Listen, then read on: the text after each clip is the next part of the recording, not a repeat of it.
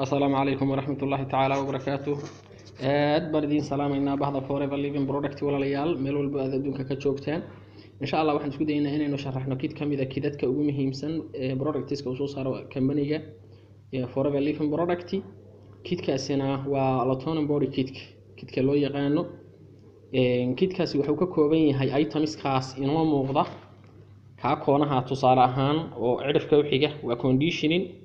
kan waa body toner midkan waa bath gel saddexaas iyagu waa dareere midkaani waa gacantii lagu marsanayo waa luuda midkanna waa plastigi ama bacdi lagu xirayay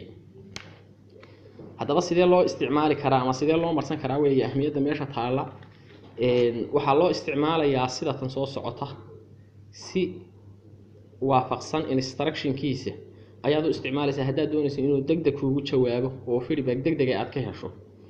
talaabada koowaad oo aad samaynayso waxa weeye koow in aad jirkii nadiifiso oo aad ka dhigto meel clean ah nadiifi jirka waa qodobka labaad waxaad soo qaadanaysaa cabir oo waxaad u baahan tahay inaad jirkaaga cabirtid si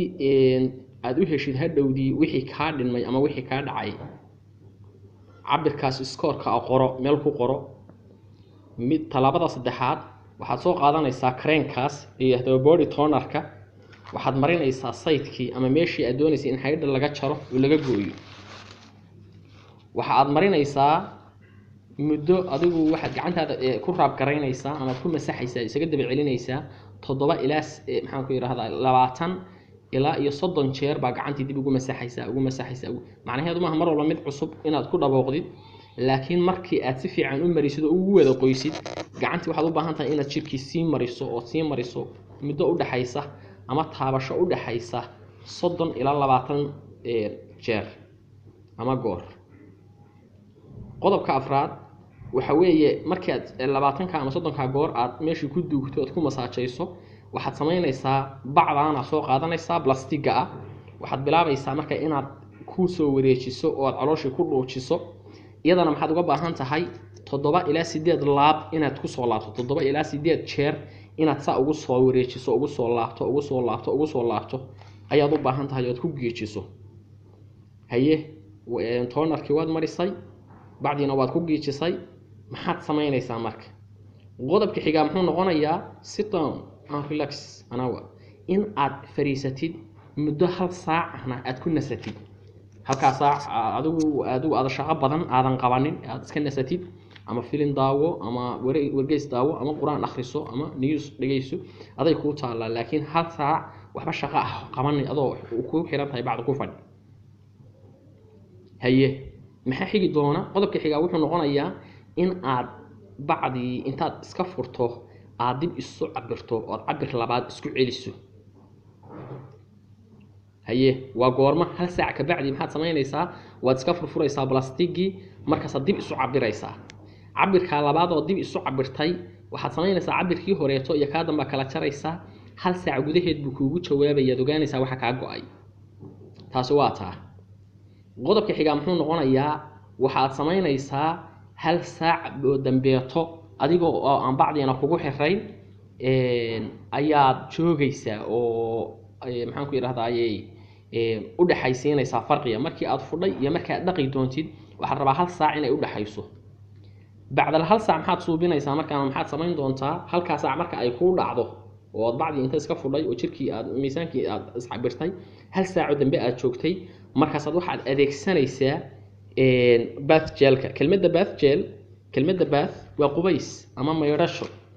gel-kuna waa dareerahaas lagu mayranayo weey shaqo kale oo uu qaban kara ma jiro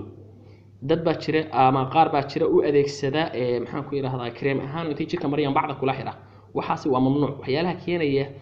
ineffectiveness-ka ama wax qabad darrada kidka ku keenaya weeye oo sharaf dilaya looma baahna bath gel-ka waa qubays waa la isku mayrayaa inaad ku wada qubaysatana wada heli kadhaa in aad jirkii meeshii aad ka xidhay aad ku maydhana wada heli kadhaa goormaad laakiin mayraysaa hal saac ka bacdi uun markii aad ka siibtay ama bacdi aad ka furfurtay okay maxaa ku haray marka waxaa ku haray in aad samaysid oo kaliya markii aad jirkii tonerkii marisay bacdii ku xidhay hal saac u daysay hal saac ka bacdi aad soo kacday aad iska fudhay nasatay hal saac joogtay inta ka bacdi maxaa ku harsan waad iska maydhay jirkii hadda waa maydhan yahay waa nadiif bas jelkaanaad ku maydhay marka maxaa ku harsan waxa ku harsan dareerahaas ama maxaan ku yiraahdaa condition creamku isagaad markaas jirkii marinaysaa oo waxaad ka marinaysaa meelihii aad ka xirtay oo aad maxaan ku yiraahdaa dawada iyo bacda ku wada xirtay oo dhan baad marinaysaa maxaad samaynaysaa isaga miyaa laga dhaqi doonaa maya waad ku seexanaysaa isaga waad marinaysaa waad ku duugaysaa waad ku seexanaysaa shaqada uu qabanaya maxay tahay waxa weeye to thin the skin in uu skinkii adkeeyo oo uu giijiyo ayuunbuu keenaya jirkii marka maxaan ku yiraahdaa hilib ka go'o oo miisaan ka dhaco uu dabciyaa dabcuunbuu ka ilaalinaya isagu saas uu giijinaya. Assalaamu calaykum waraxmatullaahi tacaala wabarakaatuh.